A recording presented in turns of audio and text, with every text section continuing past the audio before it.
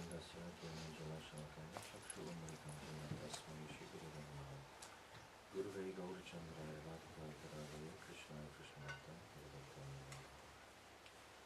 first of all offer millions and millions of Dhamma pranams unto the lotus feet of my beloved Gurudev Om Vishnu Padaya Mahamsa Tridandi Astota Shishimachi Bhakti Vedanta Narayan Goswami Maharaj.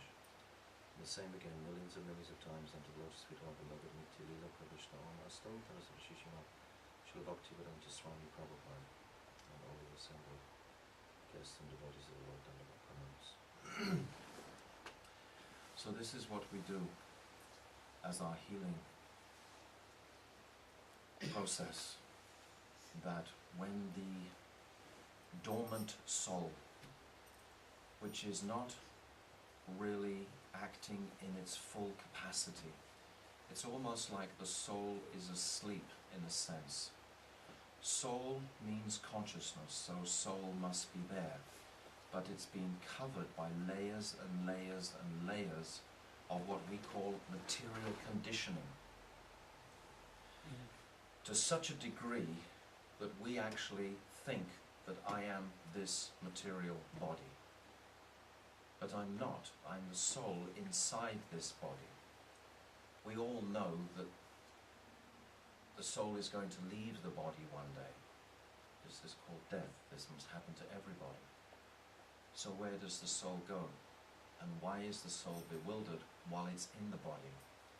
There's a very interesting analogy. Can you imagine an iceberg in Antarctica? And perhaps you know already that water has consciousness. Have you seen those experiments by the Japanese man? Amazing, huh? You just make a sound, say a word, and it forms a most amazing crystal. If you say Hitler, it just... Yeah, that's right, I've seen that. Yeah, that's right. Yeah. I had to. That's the first thing I looked at. But then if you say Krishna, or if you say love, or you say flower, or sweetness, it makes another amazing, what do you call it, crystal. Yeah. It's crystallized, the most beautiful form. The patterns produced. Yes. Fantastic. So water has consciousness. So imagine an iceberg in Antarctica. It has consciousness. It's been an iceberg for millions of years. It thinks, what is its nature?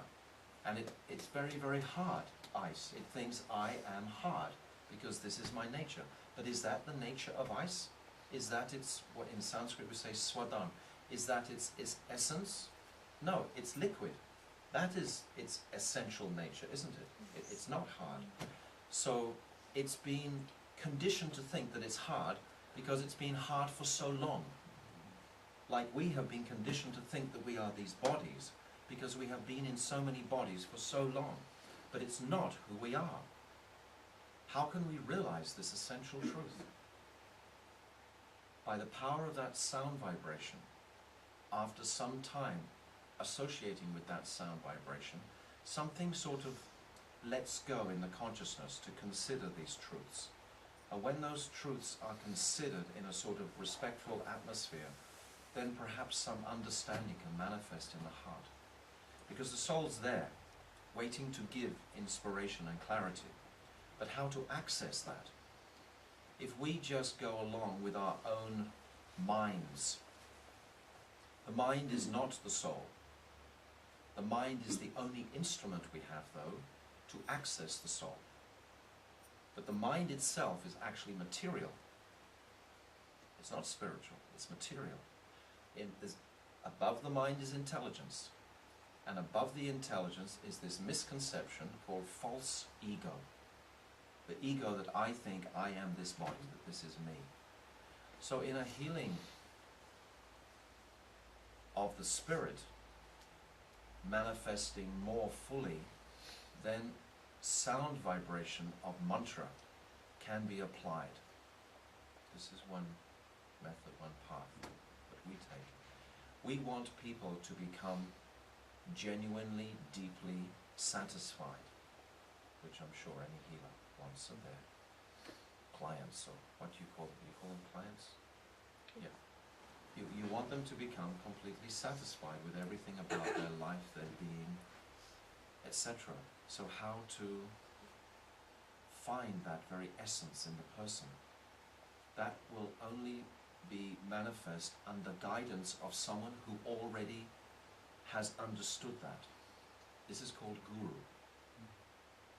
We have to walk in the footsteps of the previous great personalities who showed and demonstrated this path very clearly.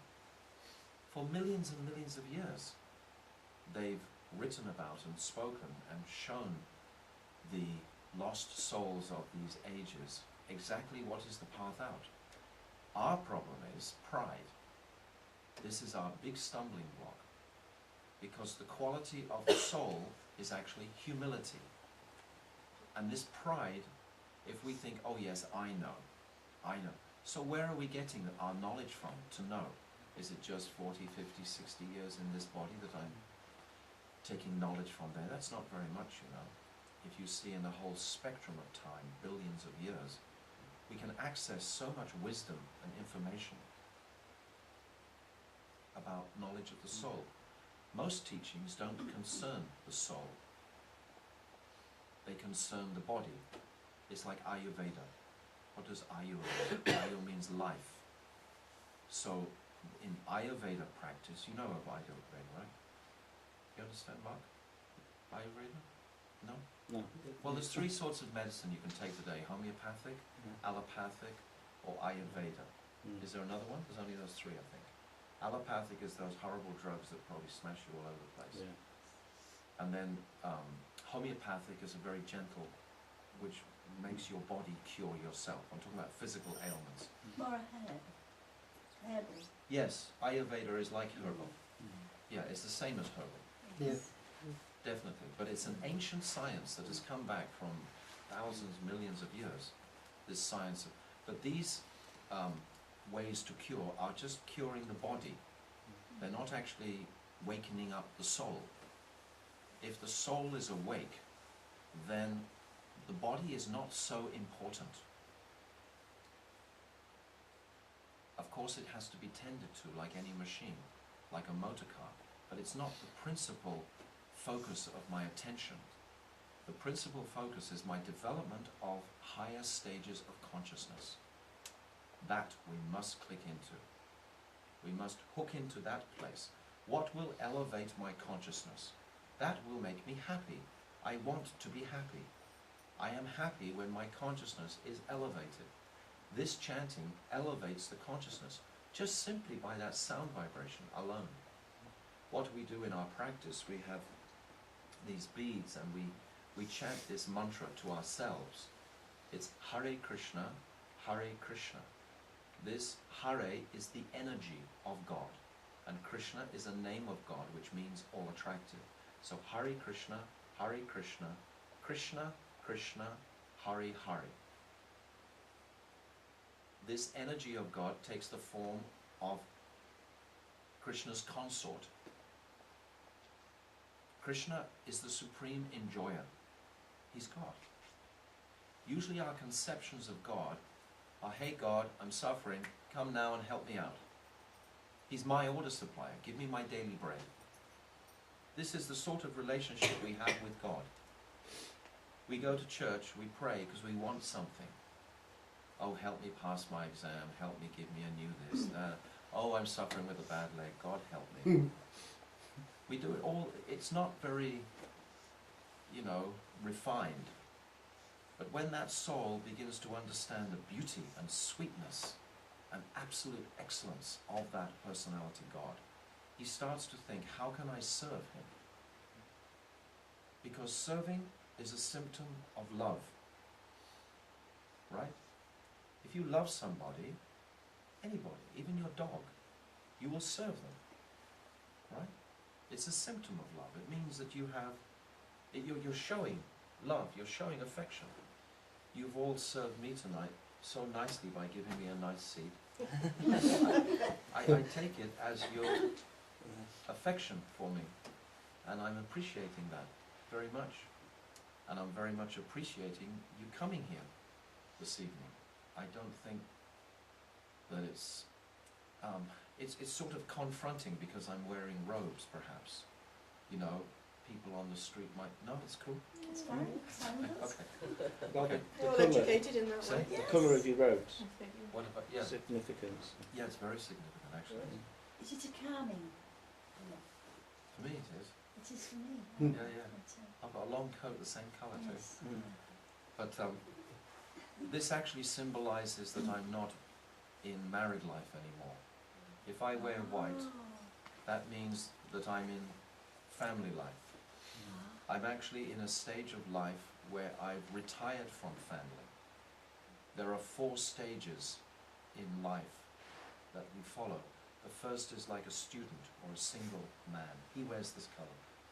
The second stage is married, and he wears that colour.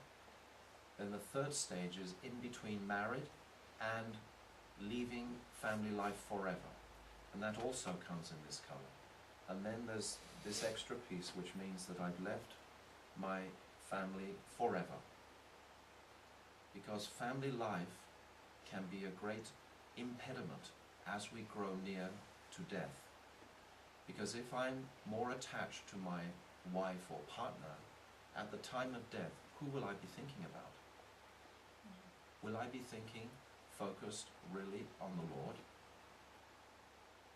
Will I be able to develop my love for God? It's a very interesting concept, love itself.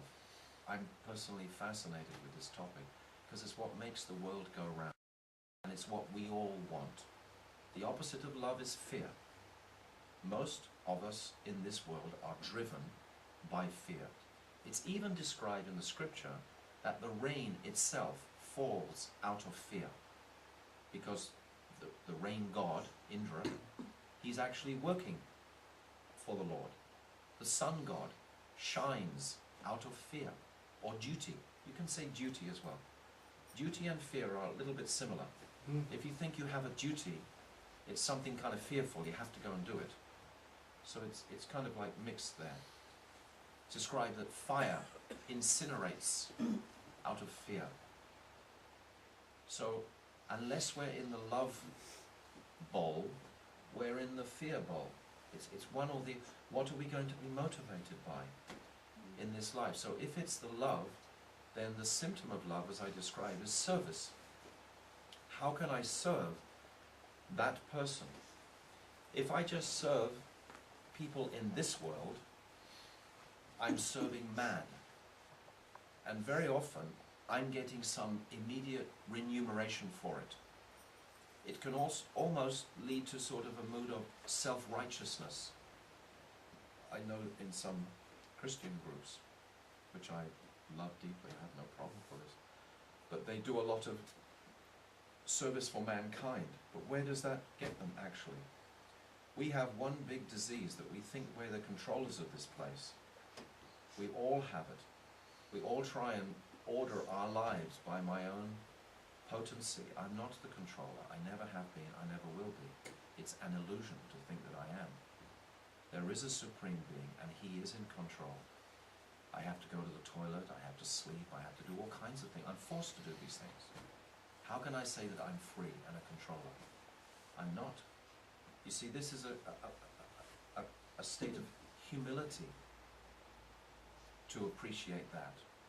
The opposite of that is pride. Pride will always engender fear, because you're usurping the real master's place. You think that you can put yourself in his place. And oh yes, I know what's going on. I'm in control. I'm driving the car. But are you at the time of death? We have to think about death. There was one great sage, and he was asked a question. What is the most amazing thing in the world? And he answered, the most amazing thing that all around us, everything is dying. Trees are dying, birds are dying, insects are dying, children are dying, humans are dying, but we don't think we're going to die. That is amazing. Isn't it? If we thought I'm going to die seriously, we would start to inquire, well, what is the purpose of this existence? Instead, we become like hedonists. just running to try and take greedily, selfishly from this world as much as I can enjoy this world. That means I'm trying to be God. And that is our illusion. We are not God. And never can be God. Does God die? Don't think so. No, I don't think so either. It would be a tough spot if he did. You're lost. There is no death for any of us in this room. None of us are going to die. I mean, that's a wonderful feeling. I was talking to a friend yesterday. He was driving along, he said, well, it says in the scriptures that 70 years is kind of like a good lifespan in this age. 70 years old. You've done pretty good. And he was 62, and he said, well, I've done 62, so it's almost like I'm close to... And then I was thinking today, actually, if you think like that, you're missing the real value, because you're like terminating your existence in a sense. If you realize you're going to live forever, it immediately expands time. And when you can expand time, then actually you can move into the real time, which is the eternal present. That is the time of the soul. For the soul itself, there is no future and there is no past. There is only the powerful present. That is the time that the soul is residing in. That's called eternality. And that is the place where the soul resides. In that, you see, material life or conditioned life means that I'm constantly ambitious for enjoyment. I'm making so many plans, almost at every step that I take, every breath that I breathe, I'm thinking, how can I enjoy the next 10 minutes? What can I get out of it? Can I eat something? Can I sleep something? Can I... just non-stop ambition to take something from the world. True, that's what I'm saying. I'm not saying anything that's not written. Nothing of this has come from my head at all. I'm speaking the words that have been spoken millions of years ago. And it's so profound and sweet to taste, because it is actually the absolute truth. It's not a belief. It's the biggest disease we have. Call it the hurry disease. Hurry. The hurry disease. Yeah. Yes. You're yes. always looking to the future but not enjoying the now. True. Absolutely. And you know, this is the mind. What does the mind say all the time? I want, I want, I want, I want, I want, I want, I want, I want, I want. It never shuts up. It just always wants something. That's called the material mind. The soul doesn't want anything. There's nothing in this world that can nourish your soul. Nothing. Except spiritual sound vibration. Spiritual topics. Talking about God. God is so beautiful. It's not some stuffy, you know, armchair, churchy kind of thing, really. Actually, it's phenomenal. Makes your hair stand on end with you.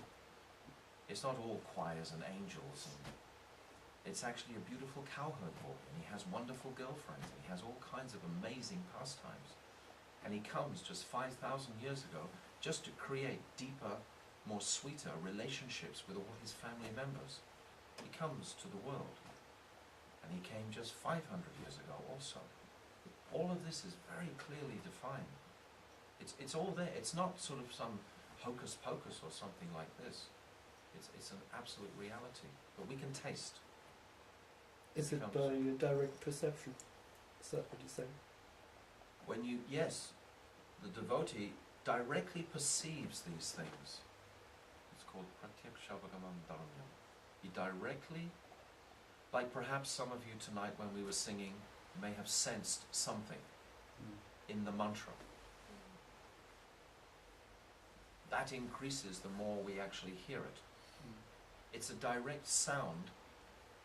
The origin of that sound is coming from the spiritual realm, and it can transform the consciousness. I think I've probably spoken enough. I can speak forever, but I don't want to go on. So can Peter.